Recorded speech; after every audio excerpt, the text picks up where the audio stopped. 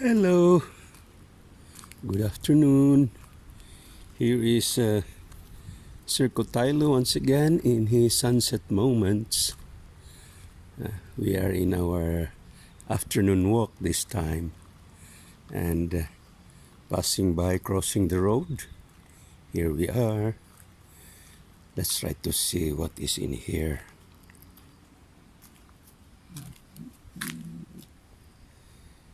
Looks like a different yellow plant.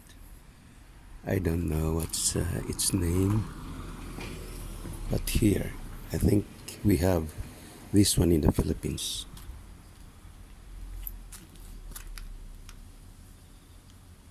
What do you call this one? And another one here. With its trunk and this one.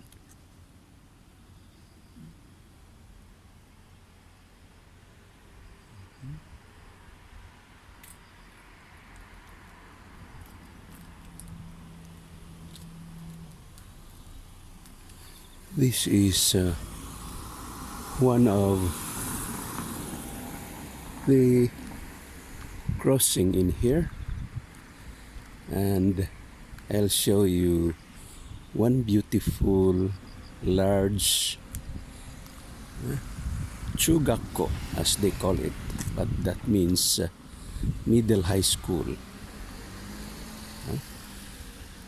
Here we can see the so-called track and field of the junior high school. You see the two buildings in there, the two big buildings in there, and the large field that track and field. And the students used to have that for their sports club, for their physical education, and take a look also on their fence. And the school is surrounded by large trees. I don't know how they call these trees. If this is mahogany, I'm not so sure, but they're also being pruned. Take a look in that. That branch on top of that tree, it's already huge on its trunk, but above, they pruned that because they don't want that the branches will go to these nearby wires, electrical wires. So they have that kind of maintaining their orchard here. How about their pedestrian? Can you see a look on this pedestrian? If a blind person will use his cane, he can scratch these four stripes of this special part of the pedestrian, because these are simply for those blind pedestrians. Could you hear the bell? Could you hear the bell? That means end of the class, 4:30. So students are now going out for their sports club. Sports club is not a part of their academic subjects, but after their academic subjects, they are free to go to their club and do the practices, do their stretchings, do their usual practices for their own physical sports. It's what they like, it's what they are interested of, so they go to that. So they're provided with the time and the place where they can do, playings. And instead of playing outside, they still can use the track and field here, do some passing of the baseball or softballs, catching it, no? And still they are in their school uniforms, no? But of course there are advisors, beside, taking a look also for them. See them? They are those students for their sports club. Let's take a look also here. That one on the left is, they call it bending machine. Bending machine. It means, or it is a borrowed words from vendor. But instead of vendor, that is a machine used for those passers-by who like to buy some drinks exclusively for drinks, hot or cold drinks. This building is also a special building for, a building for special adolescents, who are also employed for their, or I don't exactly know if it is employment, but maybe it's a training for those young adults who have also developed with their special conditions, like a mental health, maybe like autistic, and they are here to have their kind of employment or training here. So even though they are PWD, they have their training. They have their training also here, so they are not deprived also in terms of employment. They have this place where they can still use and live with, enjoy with the other people, other children, their teachers or trainers, and go with another activities, like normal people. So here, along the street, we have another parking lot in here.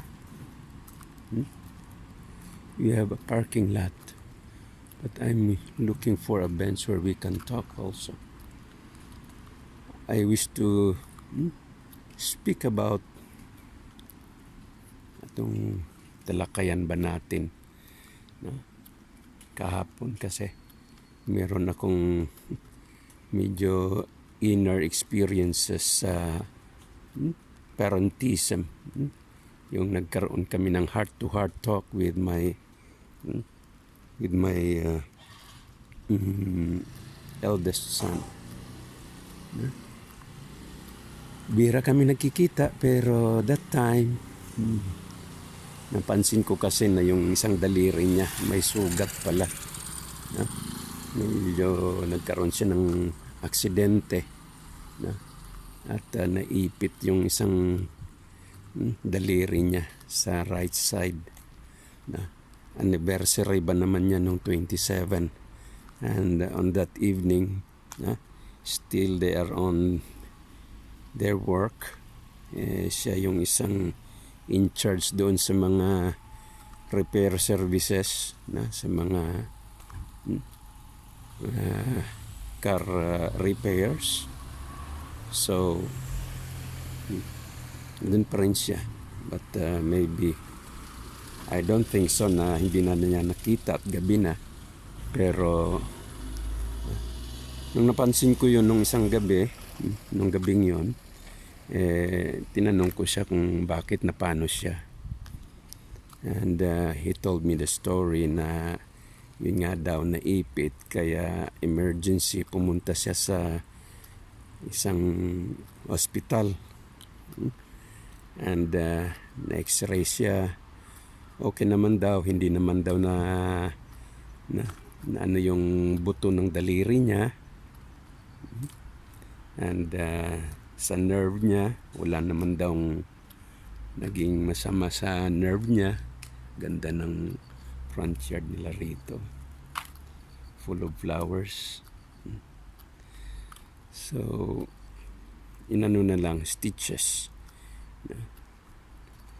And on after 10 days babalik daw siya ulit. I'm not so sure kung tatanggalin na yung stitches, pero sabi ko the longer the better para hindi ma-open yung sugat. So okay na lang yung nakatahi pa rin yun doon. And then he will be good with his finger, yung end finger niya. I'm beside this 7-Eleven. Dito tayo sa 7-Eleven and medyo nakakaano na, kahit dito sa 7-Eleven meron pa rin parang front landscape pa rin. Let's try to go inside. May mga tao naman dito, mga parang smoking area ito dito, pero let's just pass by in them. So the orchard is here, and I think maintain pa rin nila ito.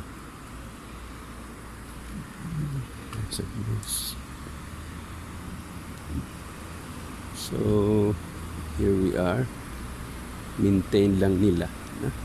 And then yung mga hindi lang commuters ito, siguro mga ano to, mga customers siguro dito sa ano to, sa 7-Eleven. We are now in front of the 7-Eleven. Wow, afternoon walk, exercise. Kahit na 7-Eleven customers lang dito, nakakotse pa rin sila, no? Take a look. Hindi lang tayo papasok. Hindi lang tayo papasok kasi hindi naman tayo bibili. Walang pambili. Then nag-afternoon exercise lang tayo, para naman may stretch din tayo sa ating katawan. So yung parenthesim nga pala. Balik tayo sa parenthesim. Ilan ba kayo magkakapatid? Kami, siyam kami. I mean, 7 pala. 7 siyam kasama si Papa at saka si Mama. Pero nasa spirit world na si Papa at si Mama. So 7 kami. We are all adults. And 2 are left as singles. All the rest are married. And aside from that, karamihan sa mga kapatid ko mga mga lolo-lola na rin. Ako na lang ata ang wala pang lolo. Yung bunso pala. Wala pang apo. Kami ni bunso at ako. But my eldest son is already married. Wala pa lang anak. Pero baka next year, sabi niya. So isa lang sa parenthesim, yung halimbawa nga, kahit na ang anak mo ay may asawa na, pumupunta pa rin ba siya sa'yo? Nag-o-open up ng problema niya? Tumutulong ba siya sa kahit man lang huntahan, keeping his siblings relationship sa kanyang mga kapatid?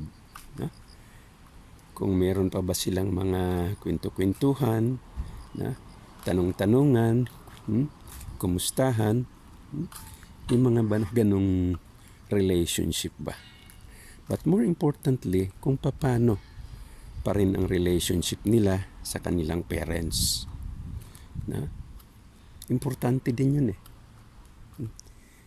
Kahit na nga matanda, 70, si mama 85, 86 years old, no? Pinupuntahan pa rin namin. No? Of course, at that age, she needs children's intervention, no? Para sa mga care, no? Pag titingin ng anak sa kanilang mother, lalong-lalo na old na yon. No? So let's try to take a seat, no? Let's try to take a seat, no? Can you see me? I hope you can see me. So,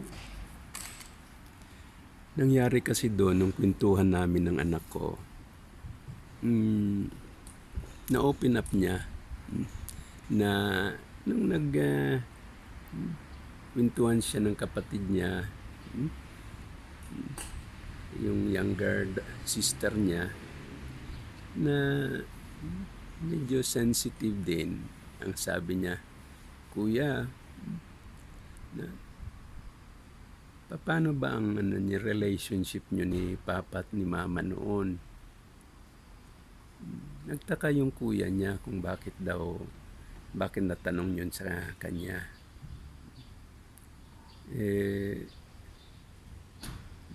Binalik yung tanong sa kanya. Sabi naman yung kapatid niya ulit, kasi ako parang feeling ko parang movies lang yung parang movie lang yung buhay namin dito. Andyan si Mama, andyan si Papa, pero si Papa hindi naman talaga nakapagsasalita kasi he doesn't know how to speak Japanese. Pero in-explain ng kuya niya kung bakit. And ang naging tulay lamang doon yung kuya niya. And she tried to listen sa kanyang kuya kung bakit nga ba. And then pumunta yung kuya niya sa akin, "Papang, let's have a little talk." So paano naging relationship nyo ni ading ko, ng kapatid ko dito? Para atas siyang para daw na out of place daw siya, sabi niya. Bakit naman daw? Andito lang naman ako. Andito si mama niya. Sabi niya pag darating daw kasi siya, ay andyan man si Papa, mag-greet ako. Mag-greet din siya sa akin. Tadayma siya. Ukaire rin si Papa, ganun. Hanggang doon lang. Mayroon akong gustong tanungin, pero alam ko hindi na masagot-sagot ni Papa yun because of yung limitation niya sa language. Kaya in-explain ko na lang sa kuya niya dahil sa may kunting English din yung kuya niya. And medyo drama yun, heart to heart talk na. Kaya na-explain ko na rin lang kung bakit talaga napunta kami ng Japan at paano yung buhay na umpisa namin sa Japan, na kahit sila lahat noon hindi rin sila makapagsalita ng Japanese because they were born, they grew up sa childhood nila doon sa Japan, sa Philippines. Kaya alam nila noon Tagalog, English, at a little Ilocano. Kaya nung pumunta kami rito, struggle talaga sila in terms of language. Pumupunta sila sa school, hindi nila maintindihan kung ano yung lectures, Meron silang mga classmates pero hindi lang nila maging kaibigan dahil nga sa problema. Yung problema yung lingwahe nga. Kaya sabi ko maganda atang talakayin tong parentism. Let's try to take another place. Ang sabi ko, ang lingwahe nako hindi lamang sa salita. I-feel nyo rin yung pagmamahal ng isang magulang kahit na sa mga serbisyo niya, serbisyo nila, kung paano talaga sila manilbihan sa inyo. Nagbibigay ng pagkain, nilutuan kayo, nilabahan ba kayo ng mga damit, inayos-ayos ba ang and yung pinapakain kayo, yung mga kahilingan ninyo, kailangan nyo sa schools, etc. Andun naman yun Pero hindi lang material na bagay, nakikita nyo rin, si Papa, si Mama, pinagdarasal din naman kayo. Yun nga lamang, sabihin na natin may kapansanan o kakulangan. Kakulangan sa pag-uusap, kung ano-ano pa man. Pero special case yun dahil sa, kumbaga, hindi makapagsilat si Papa. Parang pipi. Parang pipi nga. Hindi naman bulag pipi bingi. Pero andun na yun. Pero puntahan natin sa normal na mga pamilya. Mga magulang at anak. Paano sila dumidiskarte sa relationship nila. Kasi may mga pangyayari din na kahit na normal sila nakapagsasalita, nag-uusap sila. Pero paano tinitingnan ng mga magulang ang kanilang mga anak?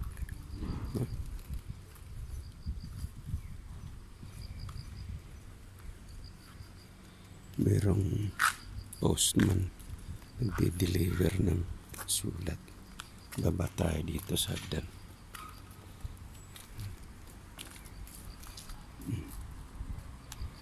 So, yung relationship nila, paano ba dapat magmahal ang magulang, mag-aasikaso ang magulang sa kanyang mga anak? Paano magiging parent? Paano maging parent sa kanilang mga anak?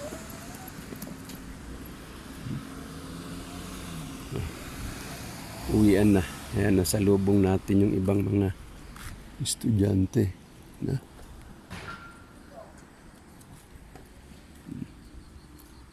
Uwian na sila.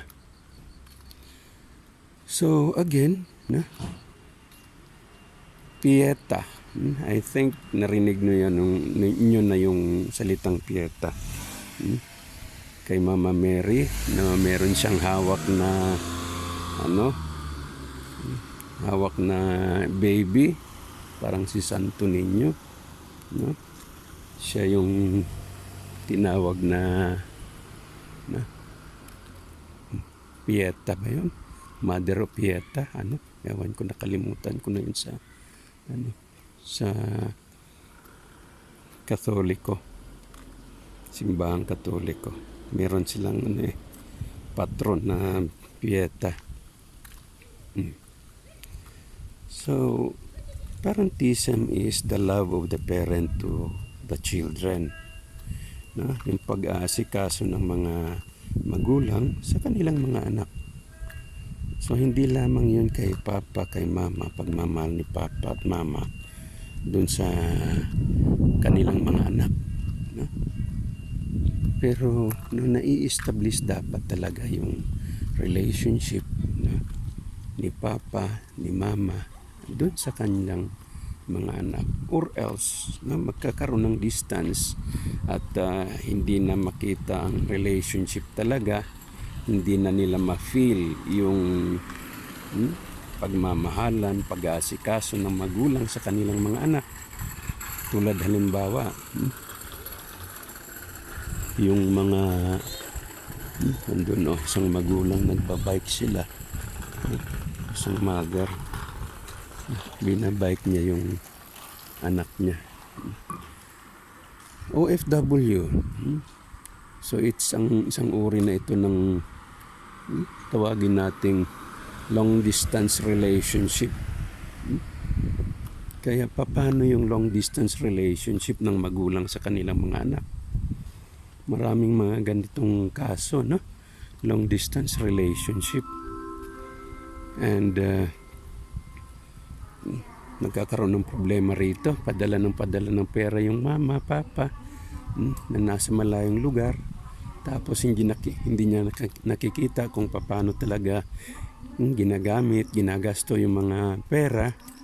Kung sa pagkain ba, sa eskwelahan ba, o kung ano-anong gastusan na lang sa kanilang mga barkada, ganyan.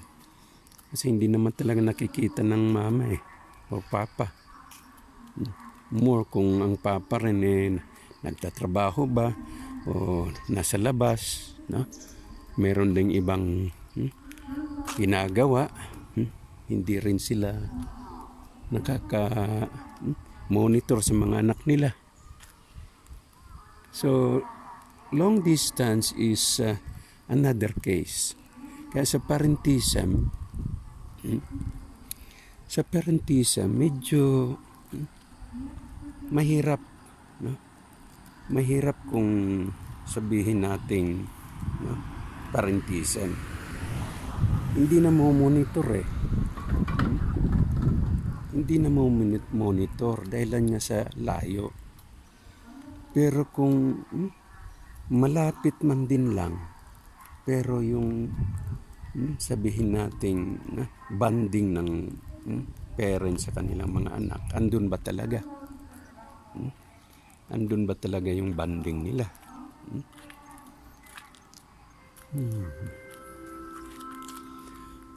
Kung halimbawa nga may sabihin nating nobyo, nobya, yung anak nila, namomonitor ba ng parents kung talagang sila talaga ang karapat-dapat? No? O di mo na nakikita kung baka ano na lang ang samahan nila, no? Baka number 3, number 4 na pala yun. Or no, kung talaga bang gusto na nila magpakasal, nag-iibigan ba talaga sila or what? If the children could do something not that good, mahirap kung hindi alam ng mga magulang. Kasi ang isa rin dito, machi-check din ng mga parents kung how close are the children to them. How honest are the children to them? No? Eyes to eyes, makikita mo yan. Sa akin naman, na-experience ko rin yung ganon kahit hindi kami nagkaka-intindihan ba o nag-uusap-usap, pero lagi nila akong tinitingnan sa higaan ko kung okay lang ba ako. Yung dalaga ko, chinecheck niya ako. Kung merong mga papers sa school na kailangang pumirma ako, andun naman siya. Tinatap niya ako. She would say, Papa. And then, pakita niya yung papel. Tinitingnan ko na lang. It's an official paper na parang kailangan siguro ng school, yung pirma ko. And tanong ko kay Mrs., kita ko si Mrs. din, yung mama niya, pumirma rin naman doon. Kasi yun na nga kanji, Japanese letters, Japanese form. Hingi ka ng English translation, mahirap na. So, I just give my signature to. I trust what my children is asking or what my children are asking. Pero yun nga, asikasuhin mo na rin lang yung trust mo sa kanila. You believe them. Kahit hindi kayo masyadong nagkakaintindihan, but andun yung lapit mo sa kanila. You take care of them. You talk to them. Buti ngayon merong mga video calls, no? Yung mga OFWs, nagkakausap pa rin sila sa Messenger, video call, Zoom, sa Skype. Merong mga ganong paraan kung saan nakakapag-usap-usap pa rin tong mga magulang at anak. So, pero kulang pa rin yun yung dama, yung eyes to eyes, yung mga spirit talaga ang makita mo, kung how true, how honest, how yung aura ng mga anak mo, habang nag-uusap kayo. Yung tapik-tapik sa balikat, yung hug, or whatever. Lalo na yung hug, as they are already big enough. Siguro mayroong mga sensitive, sabihin natin sensitive na mga Japanese children na ayaw na. Pero to touch each other, to smile with each other every day, maganda na yun.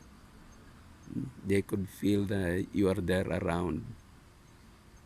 Pero yung parentism na you take care of them, you talk to them, you ask them, you share your experiences of the day sa kanila, and you call them, would you like to join me in my prayer? Gusto mong sumali sa akin? Gusto ko lamang magdasal, pagdarasal ko kayo. And then, what is that, Papa? Ano yun? Okay. Prayer, Let's try to talk with God, Kami-sama. Let's talk with Kami-sama. And maganda yun. Magkakaroon kayo ng mga spiritual bonding. That if you are really that religious na you want to pray in the day and talk with your children. Nung maliit sila, maganda, madali lang.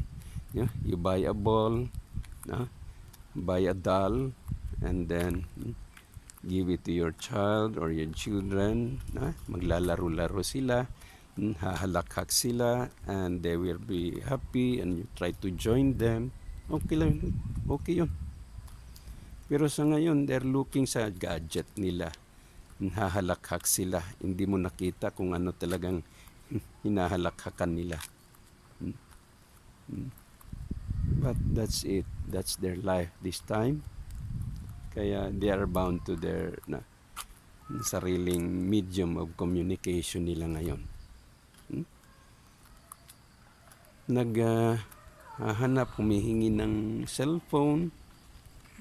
Do you offer cellphone to them? Itong mga ganitong mga situations. By the way, this is building number 4 andun, no? Kita nyo yung number doon, building number 4, and then the number of the story number 1, story number 2, no? Medyo lalapit-lapit tayo. Makita natin yung talagang yung mga Japanese. Lapit tayo. This is yung first story. No? And then yung first story. This is on, building number 4. So, they identify kung ano tong mga nasa palibot nila. Pag nagkakaroon ng problema ang mga anak, paano nyo isosolve yun? Pag may gusto ang mga anak, tapos ayaw mo, may edad na yung mga anak mo, halimbawa teenager, no? May gusto yung mga anak mo, o isang anak mo, will you just let him or her do what she likes?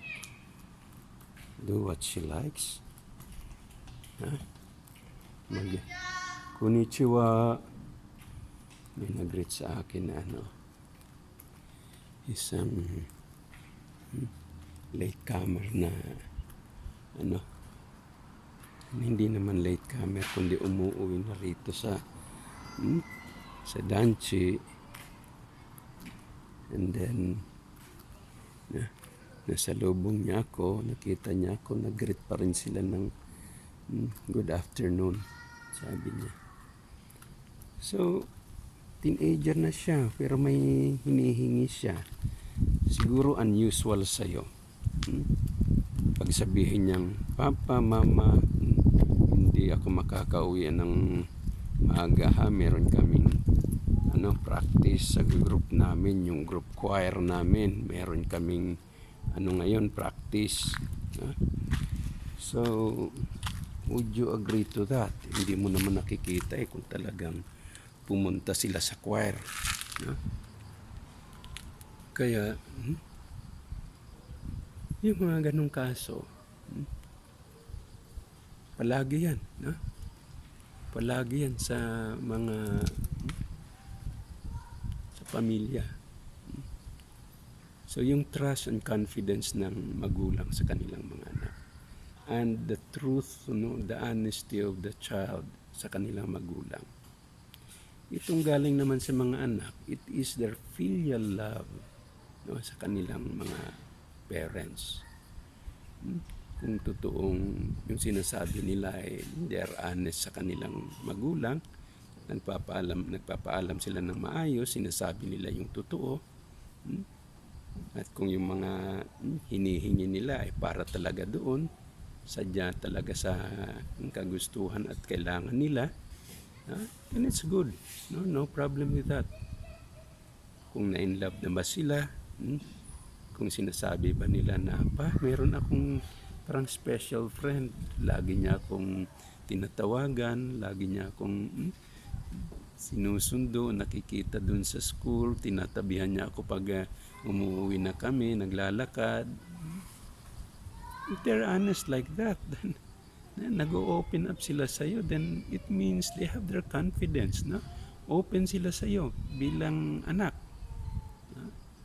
Ikaw na ngayon ang tumirada kung ano ngayon ang feeling mo doon, kung okay lang ba sa'yo doon. Pero sa ganong edad, hindi siguro tayo basta-basta na lang hihindi Kasi dinaanan natin yun. Yung pagbibinata, pagdadalaga. Noon, nagpapaalam ka ba sa papa, mama mo nung nagka-crush ka? May gusto ka sa mga anak mo pero hindi nila gusto. And maybe manalamin tayo. Nung panahon natin, dalaga at binata tayo. May gusto ka. Nagpapaalam ka ba sa mga magulang mo? Ako hindi ako makapagsalita na pa. Manliligaw ako ha. May crush ako. Gusto kong ligawan yun. Magpapaalam ka ba kung gusto mong tumikim ng sigarilyo? Or sasabihin mo sa magulang mo na, binigyan ako ni Kulas ng ganito. pinatikim niya sa akin itong ganitong sigarilyo. Sinubukan ko lang. Then first time mong nakatikim ng ganong yosi. Hindi natin basta-basta na-open up sa mga parents natin yan. Nung kapanahunan natin. Very good kung nagagawa natin yan noon. Pero sa ngayon, panahon ng mga anak natin, will we just stop them from doing that? Siguro, basta wag lang masama. Basta wag lang masama. And they tried to explore their teenage life. Why not? Basta umuwi pa rin sa bahay. Ayos din sila. Hindi nila napapabayaan yung pag-aaral nila. And they can continue what you like to have from them. Nag-aaral sila, umuwi. Healthy sila. Then, ang isa lang siguro, di nila masabi-sabi kung may boyfriend or girlfriend sila. Maybe we just need a kind of moral explanation to them. Na ganun talaga yung buhay, pero they have to have self-discipline, yung self-control nila, yung mga moral values. Ipaalam, sabihin sa kanila kung ano talaga ang buhay, kung ano talaga ang limits, kung hanggang saan lang yung pagiging magkaibigan nila, at wag yung talagang to engage into premarital sex, to engage into family lifestyle na hanggang di natin alam, nagli-live-in na pala. Then your child is not filial to you, honest to you. So, as a parent, minomonitor natin dapat yan. Dapat may mga give and take relationship. May sasabihin ka sa anak mo, may reaction ba or tanong bang mga anak mo, and you explain to each other, you talk and communicate with each other, andun yung relationship, parental relationship ng magulang at anak. So going back sa experience ko, at least nagkaroon kami ng kwentuhan, talking with each other, kahit na nga hindi ko man maintindihan directly yung Japanese ng isang anak ko, pero ang kuya niya, siya yung tumayong parang interpreter. Kinausap niya yung ading niya, yung kapatid niya, and then sinabi niya sa akin, things like that. Hanggang along the way, nang nagkwentuhan kami, na-share ko rin sa anak ko yung mga past life niya rito, namin dito. Kasi na-aksidente rin kasi yan siya eh. High school, third year high school siya noon. And then they are on their review sila sa para sa New Gakko test, entrance test nila sa senior high school. And then nagre-review siya noon, mga 9 o'clock na ng gabi. Pauwi na siya, and that was winter time. 9 o'clock, past 9 o'clock.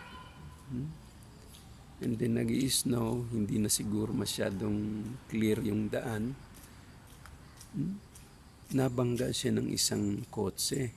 Ang driver, isang lola. Medyo masama ang dating, kaya nakoma siya, na ICU siya noon. Ilang araw, isang linggo ata, or more than a week, more or less, isang linggo siya na andun talaga sa ICU, na minomonitor na lang ng makina. Ang makina ang nagpapaano sa kanya, nagbibigay ng breathing niya.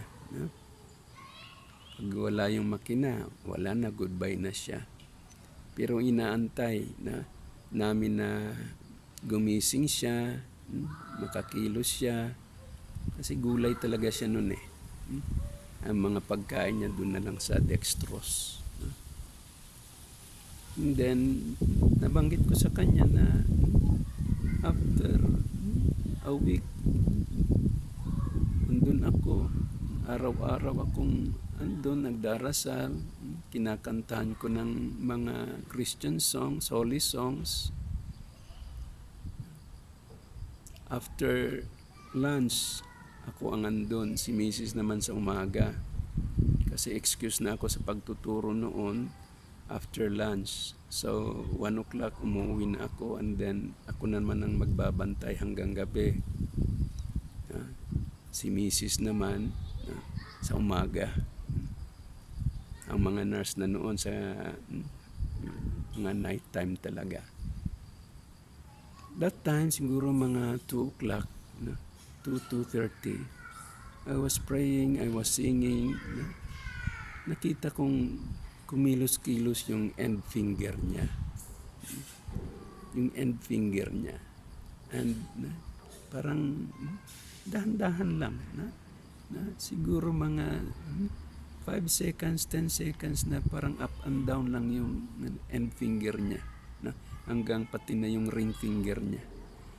Then nagtaka ako, sabi ko, wake up anak ko, sige anak ko, wake up, gumising ka na, no? Come on. And then, after a minute, makita kong parang yung mata niya, parang ano na rin, bubuka-buka na rin, pero hindi agad-agad maka-open yung eyes niya. But I could see na talagang he tried his best na gumising. Kaya napasigaw ako, tinawag ko yung nurse. Nakinig yung anak ko sa story ang ganyan. Sabi ko, do you know that story? Umiiling-iling siya. Hindi niya raw alam yung ganung istorya. Sabi ko, ganun anak ko, kahit hindi tayo talaga like in the Philippines na we can talk. Nihongo na kayo noon eh. Natabunan na yung Tagalog, English nyo noon. Pero it's there, no? Like ganung kaso, and I still give my love to you sa ganung paraan. Napaiyak rin nung anak ko na ganun. Tinanong ko siya, no? Siguro mga 3 weeks after, andun ka pa rin sa ICU. May mga bumibisita na sa'yo, yung lola mo, yung lolo mo, yung tiyahin mo, bumisita-bisita na rin sa'yo noon. Pero days bago ka lumabas, sa ICU ka pa rin. Pero pwede ka nang pumunta sa noon, recovery room talaga, or ward. Dumating yung mga classmates mo, tuwang-tuwa ka nung makita mo yung mga kaibigan mo, binisita ka nila. You remember that? Umiiling-iling siya. It means siguro sa mga gamot-gamot niya, hindi pa niya malala yung mga noong nung nasa ICU pa siya noon. Siguro hindi niya talaga isip-isip na yun ang mga pangyayari niya sa kanya noon. Pumunta yung mga classmates mo, dinalhan ka ng mga yung sa paper folding. And then naglaro-laro kayo ng parang bara-baraha ba yun? Yung Japanese card. And you were so happy.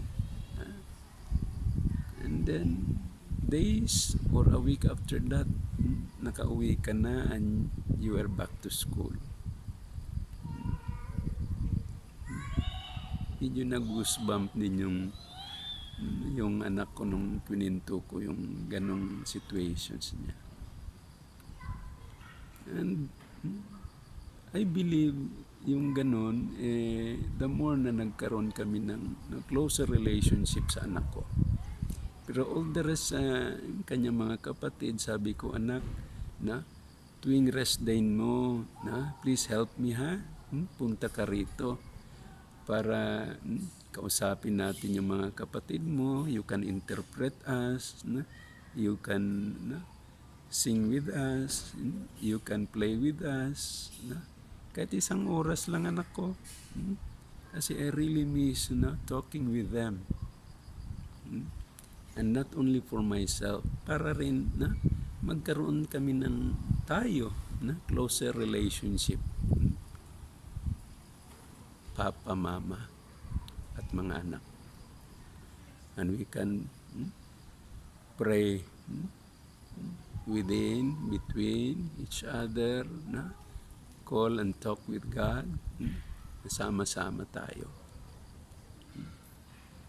My son, naintindihan niya yun.